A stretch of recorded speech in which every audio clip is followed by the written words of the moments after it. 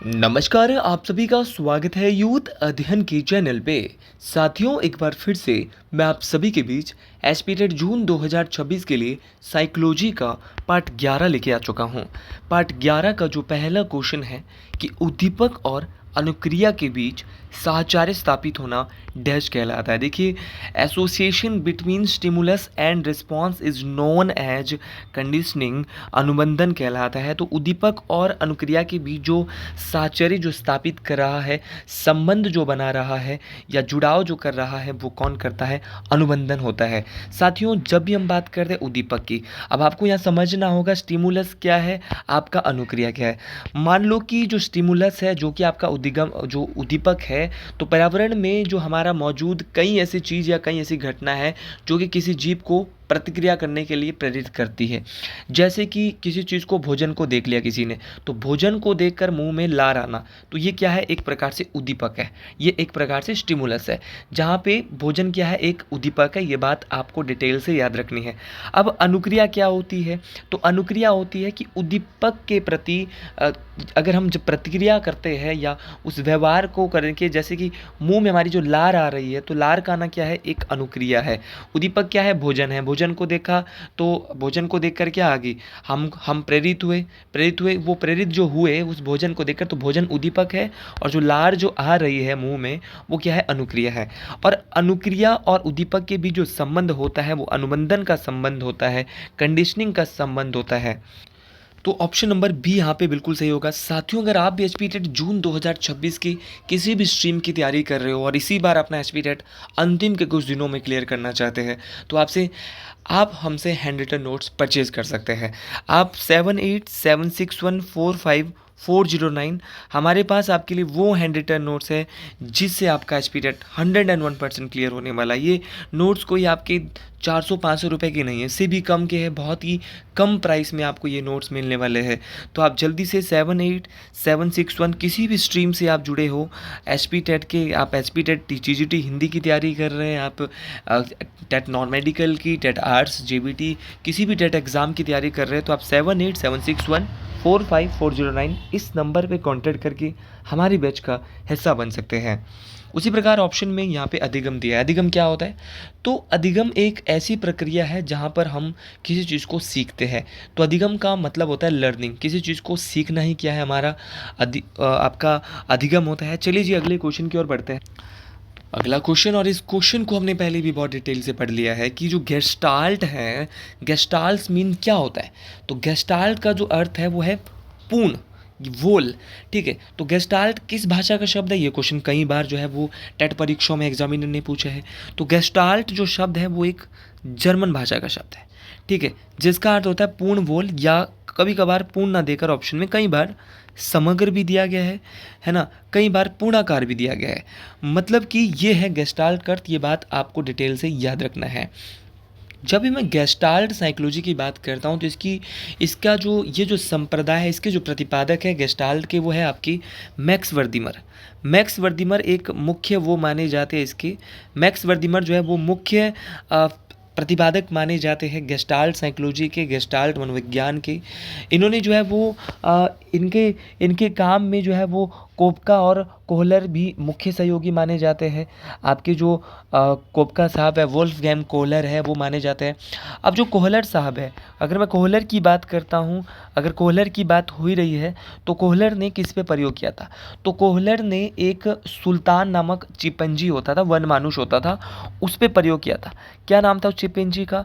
सुल्तान नामक वन मानुष था, आपका चिपंजी था। और जो कोहलर है, उनका एक सिद्धांत है, बहुत इंपॉर्टेंट है, जहाँ पर उन्होंने सुल्तान नामक जो वनमानुष है, वहाँ पर चिपंजी है, उस पर प्रयोग किया था अंतर्दृष्टि या सूझ का सिद्धांत। तो अंतर्दृष्टि या सूझ का सिद्धांत या इनसाइट लर्निंग थ्योरी किसने दी थी? तो वो दी थी मेरे भाई कोहलर साहब ने, और ये गेस्टाल्टवाद पर आधारित है। तो ये सारी चीज़ें आपको डिटेल से याद रखनी है। चलिए जी, अगले क्वेश्चन की ओर बढ़ते हैं।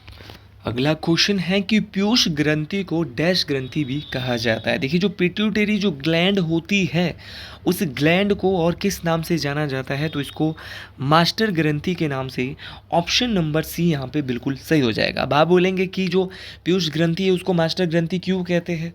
वैसे तो साइंस और साइकोलॉजी दोनों का ये क्वेश्चन है, मनोविज्ञान जब आ गया तो ये समझ लीजिए कि यहाँ पे साइंस भी थोड़ा ऐड हो रहा है। देखिए, इसको पीयूष ग्रंथि को मास्टर ग्रंथि इसलिए कहा जाता है क्योंकि हमारे शरीर की अन्य सभी जो अंतःस्रावी जो ग्रंथि होती है, जैसे थायराइड है, एड्रिनल है, अंडाशय है, आपका वृषण है, इन सभी के कामकाज को कंट्रोल कर रही है, इसीलिए इसको मास्टर ग्रंथि कहा जाता है। तो पीयूष ग्रंथि को मास्टर ग्रंथि, पीयूष ग्रंथि जिसको हम मास्टर ग्रंथि कहते हैं, इसका आकार कितना होता है, ये क्वेश्चन कई बार क्वेश्चन में पेपर में पूछा हुआ है। तो इसका जो आकार होता है वो लगभग मटर के दाना, जो आपका पी साइज होता है ना, मटर का जो दाना होता है उसके आसपास होता है, ठीक है। और इसका जो भार है वो 0.5 ग्राम, इतना कम भार होता है ये, और सब कुछ ही कवर करती है, इसलिए इसको मास्टर ग्रंथि पिट्यूटरी ग्लैंड कहा जाता है। ये बात आपको डिटेल से याद रखना है। चलिए जी, अगले क्वेश्चन की ओर बढ़ते हैं। ये क्वेश्चन हमने पहले भी बहुत बार मैं अपनी साइकोलॉजी की सीरीज में आपको कवर करवा चुका हूँ। मेरे साथ ही अगला क्वेश्चन है कि निम्नलिखित में से व्यक्तित्व का शील गुण सिद्धांत से संबंधित कौन है। Who among the following is associated with the trait theory of personality. देखिए, जो ट्रेट थ्योरी ऑफ पर्सनैलिटी है वो आपकी रेमंड बी कैटल के द्वारा दी गई थी। साथियों, इनके द्वारा ही व्यक्तित्व का शील गुण सिद्धांत दिया गया था। रेमंड बी कैटल की मैं बात करूं तो इन्होंने 16 PF जो 16 पर्सनैलिटी फैक्टर है, वो भी जिसको सांख्यिकी पद्धति कारक विशेषण जो बोलते हैं, उन्होंने 16 मुख्य शील गुणों सिद्धांत की भी पहचान की थी, जिसको क्या बोलते हैं, याद रखना है। वो 16 PF जो आपका दिया था, 16 पर्सनैलिटी जो फैक्टर है वो किसने दिया था, तो वो भी आपका रेमंड बी कैटल के द्वारा दिया गया था। इसके अलावा जो आपका जो गॉर्डन ऑलपोर्ट है, उनको भी यहाँ पे शील गुण सिद्धांत का जनक माना जाता है। कौन? क्योंकि ऑप्शन में इस बार गॉर्डन ऑलपोर्ट नहीं था, तो इसका मतलब ये कि आपका कैटल नहीं आएगा। तो कैटल के द्वारा भी दिया गया था, कैटल के द्वारा 16 पर्सनैलिटी फैक्टर्स दिए गए थे। 16 जो आपके सांख्यिकी पद्धति जो कारक विश्लेषण है, वो जो फैक्टर एनालिसिस है, उसका उपयोग करके मानव व्यक्तित्व के 16 मुख्य शील गुणों की उन्होंने पहचान की थी, रेमंड बी कैटल ने। और जो गॉर्डन ऑलपोर्ट है वो आपके शील गुण सिद्धांत के ट्रेट थ्योरी के जनक माने जाते। तो इसमें आपको गलत नहीं करना है, आपको हड़बड़ाना नहीं है कि सर गॉर्डन ऑलपोर्ट तो ऑप्शन में था नहीं, आपने तो पिछली वीडियो में गॉर्डन ऑलपोर्ट बताया था। तो गॉर्डन ऑलपोर्ट भी क्या है, आपका जो गॉर्डन ऑलपोर्ट है वो भी क्या है, आपके जनक माने जाते हैं आपके शील गुण सिद्धांत के। लेकिन आपके 16 PF जो फैक्टर दिए थे शील गुण के व्यक्तित्व के, वो रेमंड कैटल ने भी दिए थे। तो दोनों ही ऑप्शन बिल्कुल सही है। अब यहाँ पे आपका गॉर्डन ऑलपोर्ट नहीं था, तो ऑप्शन नंबर बी कैटल भी सही हो जाएगा। चलिए जी, अगले क्वेश्चन की और बेहतरीन तरीके से चलते हैं। आप सभी को इन बातों को डिटेल से याद रखना है। अब एरिक्सन ऑप्शन में दिया है, एरिक्सन ने कौन सा सिद्धांत दिया था, तो एरिक्सन ने साइको सोशल डेवलपमेंट थ्योरी, जिसमें इन्होंने 8 स्टेजेस बताए थे। आप सभी को जानते हैं, जब हम इस क्वेश्चन की दोबारा बात करेंगे तो हमें बहुत ध्यान से बताऊंगा कि मनोसामाजिक विकास का सिद्धांत मनोविज्ञान में किसके द्वारा दिया गया था, तो वो एरिक्सन साहब के द्वारा दिया गया था। फ्रॉइड साहब की पिछले वीडियो में भी बात कर चुका हूँ कि आपका साइको एनालिसिस की जो थ्योरी है, मनोविश्लेषणात्मक का जो सिद्धांत है या मनोविश्लेषण का जो सिद्धांत है, वो आपका सिगमंड फ्रॉइड के द्वारा दिया गया था, जहां पर इन्होंने ईड, ईगो और सुपर ईगो व्यक्तित्व की 3 बातों की बात करी थी। उसी प्रकार कोहलबर्ग, आप सभी लोग जानते हैं, नैतिक विकास का सिद्धांत, मोरल डेवलपमेंट थ्योरी जो दी गई थी, जहां पर बच्चों को सही और गलत की समझ विकसित होने की चरणों को समझाया गया है, वो किसने दिया है, आपका कोहलबर्ग साहब ने दिया है। मेरे दोस्त, साइकोलॉजी की अगर आप मेरी वीडियो देख रहे हैं तो ये मान लीजिए कि आप 20 प्लस करके आएंगे। मैं नहीं बोलता कि आप 30 में से 30 मार के आएंगे, लेकिन डेफिनेटली आप 20 प्लस करके आने वाले हो। ये मुझे विश्वास है महादेव पे, जिन्होंने मुझे यहाँ पे आपके बीच भेजा है वीडियो बनाने। चैनल को जितना ज़्यादा लोगों तक शेयर कर सकते हो, अपनी जितनी भी बीएड की सहेलियाँ हैं, आपके दोस्त हैं, सभी तक पहुँचाइए। भाई, मैं भी एक आपका भाई हूँ, छोटा भाई हूँ, मैं भी अभी तैयारियाँ ही कर रहा हूँ, लेकिन साथ में पढ़ा भी रहा हूँ। तो एक कोशिश है मेरी कि जितना भी अच्छा कंटेंट है वो फ्री में प्रोवाइड करवाया जाए। और 40,000 सब्सक्राइबर होते ही हुए ही मैं अपने चैनल पे डिजिटल स्क्रीन पे पढ़ाना भी शुरू कर दूंगा। तो मेरा बस एक ही उद्देश्य है कि ज़्यादा से ज़्यादा हिमाचल के हर एक भाई तक, हर एक बहन तक, हर एक मेरे माताओं तक, हर एक भाई तक एक ये वीडियोज़ पहुंचनी चाहिए। और वो सिर्फ आपकी वजह से पहुंच सकती है, मेरी वजह से नहीं।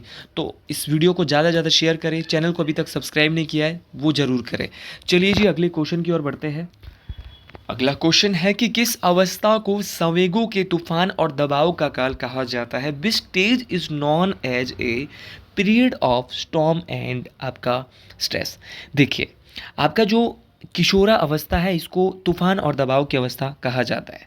और एक प्रसिद्ध अमेरिकी मनोवैज्ञानिक है, अगर मैं इनका नाम आपको बताऊं तो इनका नाम है जी स्टेनले हॉल। तो जी स्टेनले हॉल भाई साहब के द्वारा एक किताब इनकी 1904 में स्टेनले हॉल की प्रकाशित होती है जिसका नाम है एडोलसेंस। क्या है बुक का नाम आपका? किशोर अवस्था को क्या कहते हैं आपका? एडोलसेंस कहते हैं। तो इनकी बुक है एडोलसेंस। एडोलसेंस जो बुक है ये 1904 में प्रकाशित होती है। और इसी पुस्तक में इन्होंने किशोरावस्था को तूफान या तनाव, तूफान और विरोध की अवस्था या तूफान और दबाव का काल कहा है। इस बात को आपने डिटेल से याद रखना है साथियों। अगर मैं बात करता हूँ आपकी किशोरावस्था की तो 11 से ऊपर और आपका 19 तक किशोरावस्था का ही एज टाइम पीरियड चलता है। उसी प्रकार आपको बताना चाहता हूँ मेरे तमाम साथियों को, आपका जो आइडेंटिटी और जो क्राइसिस है, पहचान और भूमिका भ्रम जो है वो भी कहाँ पर होता है? किशोरावस्था में ही होता है। जहाँ पे भविष्य की चिंता, समाज या माता पिता की विचारों के साथ हमारा जो सामंजस्य बिठाने में जो हमारा टकराव जो पैदा होता है वो भी इसी अवस्था में होता है। मानसिक दबाव है, संवेगात्मक जो इमोशनली जो हम उथल पुथल महसूस करते हैं वो सब किशोरावस्था में करता है। शैश अवस्था भाई बहुत छोटी अवस्था होती है। इन्फेंसी स्टेज 0 से 2 साल के बच्चों में होती है। इसको आदर्श काल भी, सीखने का आदर्श काल जो अगर कहा जाता है तो वो आपका शैश अवस्था को कहा जाता है। जो कि बच्चे की, जहाँ पे बच्चे की जीवन की शुरुआत होती है, जिसमें बच्चा पूरी तरह अपने माता पर निर्भर होता है, वो बाल्यकाल की शैश अवस्था ही होती है। और कौन सी होती है? दूसरी बाल्य अवस्था, थोड़ा सा और बड़ा। बाल्य अवस्था जो होती है वो इसको टोली की अवस्था या अनोखा काल जो है वो कहा जाता है। ठीक है। इस खेलकूद की अवस्था जहाँ पे बच्चा जो है वो गंदी अवस्था, जहाँ पे लड़कियों की, आपको पता होनी चाहिए कि ऐसी अवस्था जहाँ पे लड़कियों की हाइट ज़्यादा होती है, लड़कों की हाइट कम होती है, तो ये बाल्य अवस्था में ही होता है। खेल की अवस्था, आरंभिक स्कूल की अवस्था, ये सब बाल्य अवस्था के ही समय है, जो कि 6 से 11 के बीच में सब कुछ आता है। एक उत्तर बाल्यकाल, एक पूर्व बाल्यकाल, दोनों बातें आपको बेहतरीन तरीके से याद रखती हैं। तो एक 2 से 6, एक 6 से 11 और उसके बाद किशोरावस्था आपकी शुरू हो जाती है। चलिए जो अगले क्वेश्चन की ओर बढ़ते हैं। अगला क्वेश्चन है कि प्रत्येक अंडा कोशिका में गुणसूत्र होते हैं। Each egg cell has chromosomes. देखिए, जो प्रत्येक अंडा कोशिका होती है उसमें कितने गुणसूत्र होते हैं, तो तमाम साथियों को बताना चाहता हूँ। उसमें आपका जो क्रोमोजोम्स होता है एक्स जो क्रोमोजोम्स होगा, एक्स जो गुणसूत्र होगा, वो मेरे भाई प्रत्येक अंडा कोशिका में पाया जाता है। देखिए, टोटल जो सामान्य जो कोशिका होती है, प्रत्येक मनुष्य में आपकी 46 गुणसूत्र होते हैं। और अगर जोड़ों में बताऊं तो आपकी 23 जोड़े होते हैं। क्वेश्चन आएगा टोटल गुणसूत्र संख्या में 46 और जोड़ों में आपकी 23 होते हैं, मतलब एक में 2 जोड़े होते हैं। 23 जोड़ों में भी 22 क्या होते हैं ये पता होना चाहिए।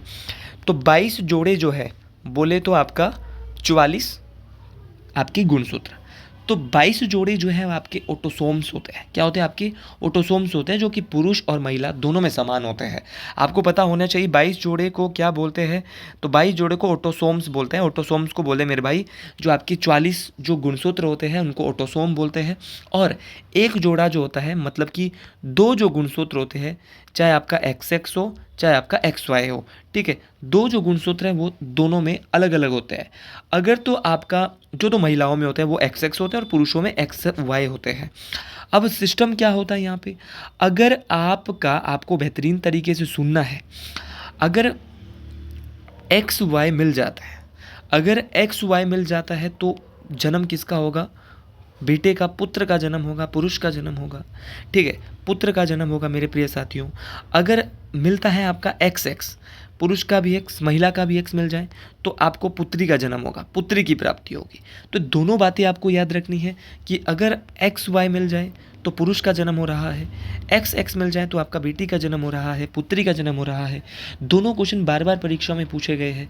तो कितने गुणसूत्र आपके सेक्स क्रोमोजोम होते हैं, आपका लिंग गुणसूत्र होते हैं, तो 2 होते हैं, जोड़ा 1 होता है जिसको लिंग, तो 22 ऑटोसोम और एक आपका सेक्स क्रोमोजोम्स का जोड़ा, मतलब कि 44 तो होते हैं ऑटोसोम और 2 होते हैं आपके, टोटल जो गुणसूत्र मानव में होते हैं वो 46 होते हैं। बहुत बेहतरीन तरीके से मैं आपको अपनी वीडियोज़ के माध्यम से हर एक बात समझाता हूँ। चलिए जी अगले क्वेश्चन की ओर बढ़ते हैं। तो चलिए जी अगले क्वेश्चन की ओर बढ़ते हैं। अगला क्वेश्चन बोल रहा है कि प्रोग्रेसिव मैट्रिसेक्स परीक्षण किस मनोविज्ञान ने विकसित किया है। देखिए प्रोग्रेसिव जो मैट्रिसेक्स जो आपका attach to was developed by, तो ये रेवन के द्वारा इसको विकसित किया गया था। ये बात आपको बेहतरीन तरीके से याद रखना है। देखिए जो इन रेवन का पूरा नाम जॉन सी रेवन है और जॉन सी रेवन ने जो ये प्रोग्रेसिव मैट्रिसेक्स परीक्षण है इसको 1936 के आसपास विकसित किया था। देखो मुझे बहुत मज़ा आता है साइकोलॉजी पढ़ाने में। इसको पहली बार जो व्यावसायिक रूप से उपलब्ध किया गया था वो 1938 में उपलब्ध किया गया था। देखिए यह एक प्रकार का अशाब्दिक नॉन वर्बल और आपका कल्चरल बुद्धि परीक्षण है। देखिए अशाब्दिक बुद्धि परीक्षण है, मतलब कि संस्कृति मुख एक कल्चरल फेयर बुद्धि परीक्षण है। ये बात आपको याद रखना है। मतलब कि क्या आप बोल रहे हो अशाब्दिक बुद्धि परीक्षण बोले तो कैसा है, तो ये तो समझ गए कि अशाब्दिक बुद्धि परीक्षण है आपका प्रोग्रेसिव मैट्रिसेक्स परीक्षण, ये टेट में आया है। भाई क्या है, तो ये इसे देने के लिए ना तो हमें किसी भाषा के ज्ञान की आवश्यकता पड़ती, ना इसको पढ़ने या लिखने की क्षमता की कोई आवश्यकता नहीं होती।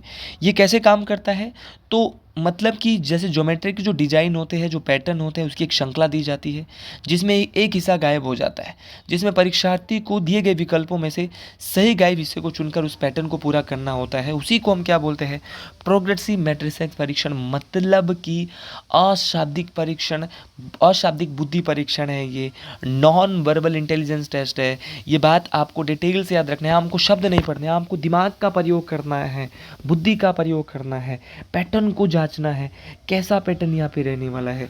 गिलफोर्ड का नाम यहाँ पे दिया है। गिलफोर्ड के बारे में क्या आप जानते हो, तो जेपी गिलफोर्ड, इनके द्वारा बुद्धि का त्रिविमीय सिद्धांत स्ट्रक्चर ऑफ इंटेलेक्ट मॉडल दिया गया। बुद्धि के तत्वों को 3 आयामों में बांटा गया था। कल ही मैं बता चुका हूँ।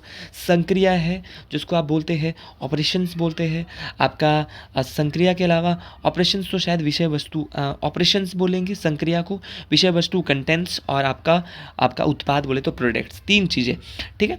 और ये तीनों ही बातें, टॉलमेन कौन है, टॉलमेन की बात करें तो एडवर्ड सी टॉलमेन। तो एक टॉलमेन एक बिहेवियरिज्म व्यवहारवादी मनोवैज्ञानिक है। ये बात आपको बेहतरीन तरीके से, इम्पॉर्टेंट तरीके से याद रखनी है। तमाम साथियों को मैं बताना चाहता हूँ कि वो जो आपका प्रपोजिव जो आपका बिहेवियरिज्म है उसको इन्होंने दिया था, उद्देश्यपूर्ण व्यवहारवाद को इन्होंने टॉलमेन ने दिया था। साथियों टर्मन की जब भी मैं बात करता हूँ तो टर्मन इन्होंने जो है वो टर्मन ने क्या दिया था, स्टैनफोर्ड विनय बुद्धि स्केल। तो आपका लुइस टर्मन ने क्या किया था, जो विकास किया था बाद में, जो स्टैनफोर्ड विनय बुद्धि स्केल था उसका, और बुद्धि लब्धि जो IQ है उसके जो उसका वर्गीकरण प्रतिभाशाली बच्चों के लिए इन्होंने दिया था। तो अगले क्वेश्चन की ओर बढ़ते हैं। अगला क्वेश्चन बहुत ही प्यारा और बेहतरीन क्वेश्चन है कि जो किंडरगार्टन विधि है उसका प्रतिपादन किसके द्वारा किया गया। तो किंडरगार्टन विधि का जो प्रतिपादन है वो फ्रेडरिक फ्रोबेल साहब के द्वारा किया गया। किंडरगार्टन किस भाषा का शब्द है, ये क्वेश्चन साइकोलॉजी में कई बार एसवी टेट में पूछा गया है। तो किंडरगार्टन शब्द किस भाषा का है, तो किंडरगार्टन एक जर्मन भाषा का शब्द है जिसका अर्थ क्या होता है, तो किंडरगार्टन जो शब्द है इसका अर्थ है बच्चों का बगीचा। तो बच्चों का बगीचा है आपका साइकोलॉजी। ये बात आपको बेहतरीन तरीके से याद रखना है। चिल्ड्रन गार्डन्स होता है किंडरगार्टन। साथियों इस पद्धति में स्कूल को एक बगीचा, शिक्षक को एक माली और बच्चों को एक पौधों के समान माना जाता है जिनकी देखभाल प्यार और कदर के साथ की जानी चाहिए। फ्रेडरिक फ्रोबेल ने पहला जो किंडरगार्टन स्कूल खोला था वो आपका 1837 में खोला था। ये बात आपको डिटेल से याद रखना है। फ्रोबेल साहब का मानना था कि बच्चों को खेलकूद, गानों, कहानियों और रचनात्मक गतिविधियों के माध्यम से स्वतंत्र रूप से सीखने का अवसर मिलना चाहिए, न कि उसको मानसिक दबाव कोई डाला जाए। तो इस सारी बातें आपको बेहतरीन तरीके से याद रखनी है। साथियों आज के लिए इतना ही। आपको भी मेरी वीडियो पसंद आई हो तो कमेंट बॉक्स में जरूर लिखिए। हर हर महादेव, जय श्री गुरु महाराज, राधे राधे, हर हर महादेव।